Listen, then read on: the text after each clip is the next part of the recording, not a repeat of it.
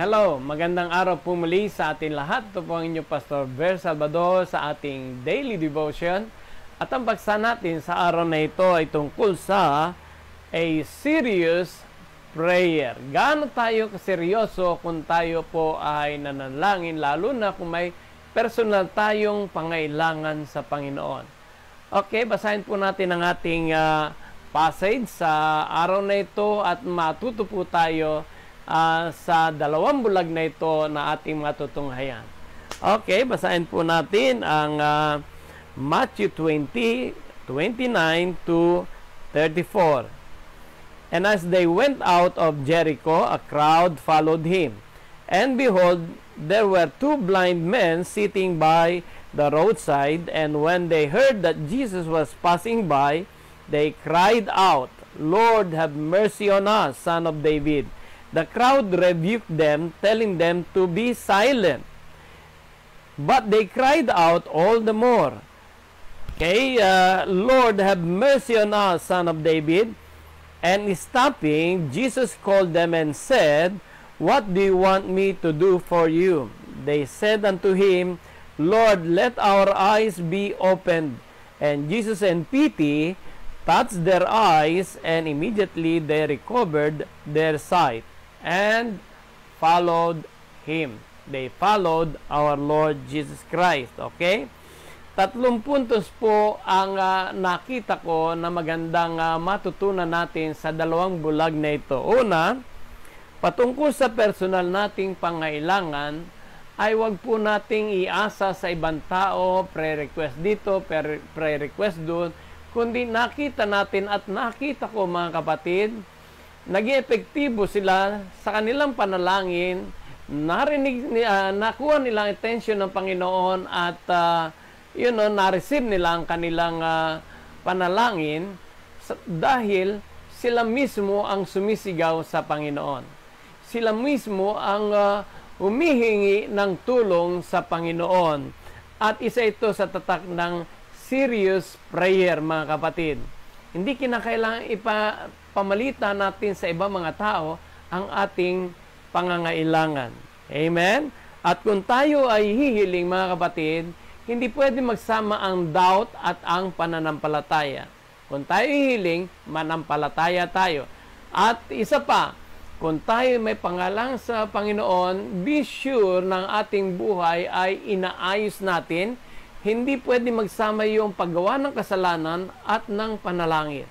Tulad nga nung aking karanasan na hinihiling yung isang bagay, may pre-request siya na matuloy pa rin, ganito, maligtas daw siya pero hindi niya daw kayang iwanan yung partner niya sa Saudi, may asawa siya sa Pilipinas.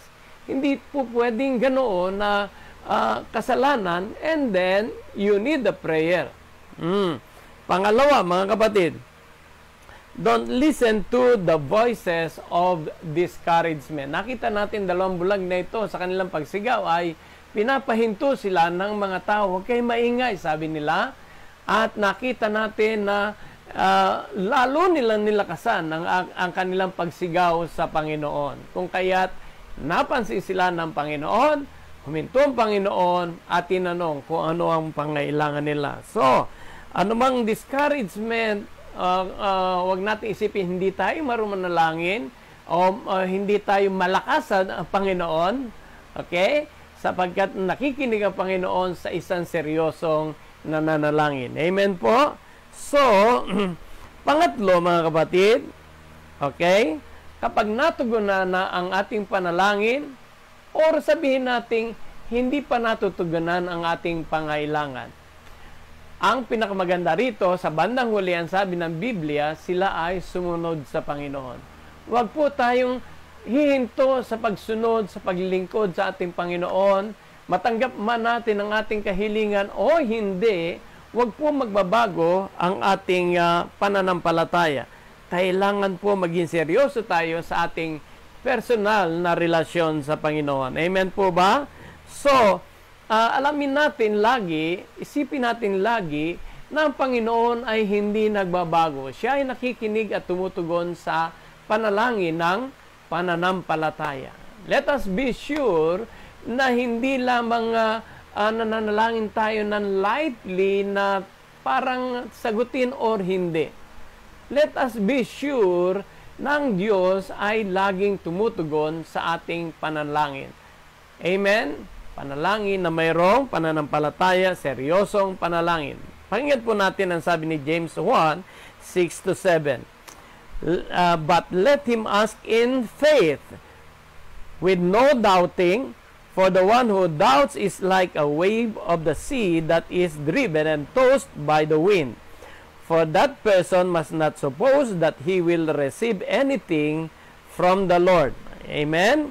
So, yung dalawang bulag na nalangin ay nanampalataya sila na sila ay makakatanggap ng katugunan. Sila po ay gagaling sapagat meron silang pananampalataya kay Jesus na anak ni David. Amen. So, ang pinakamahalaga doon ay meron silang declaration ng pananampalataya na si Jesus ang pinangakong sanga ni David. Siya ay anak ni David. Amen? So, they continue to pray in faith or with faith, mga kapatid, kahit na maraming hadlang na kanilang naranasan. Amen po? So, wag po tayong hinto, maging seryoso po tayo sa ating mga panalangin kung mayroon po tayong pangangailangan. Ang Diyos ay hindi nagbabago, siya po ay tapat, siya ay nakikinig sa panalangin na mayroong pananampalataya. Amen po? God bless us.